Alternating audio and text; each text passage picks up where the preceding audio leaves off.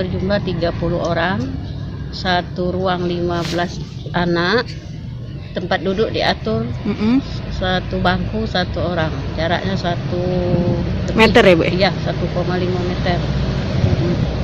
Bu, tadi ujiannya itu berapa lama? 2 jam. 2 jam. Dari jam 8 sampai jam 10. Untuk soal sendiri Bu? Soalnya dari SMP 19. Berarti yang hari ini ikut itu khusus ke SD 41 ke SMP? SMP 19. Apa Bu kita harapan kita ke anak-anak kita yang ikut ujian hari ini? Harapan kami dari SD, khususnya SD 41, semoga anak-anak yang tes hari ini diterima semua masuk ke SMP Negeri 19. Itu harapan kami. Itu siapa?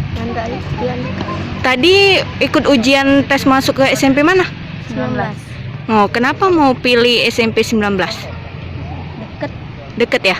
Ini tadi ujiannya gimana? Susah atau enggak? Kalau susah sih yang MTK-nya. MTK kenapa susah? Banyak apanya? Soal apa? Hitungannya Hitung-hitungan ya? Selain itu IPA susah nggak? enggak. Enggak ya?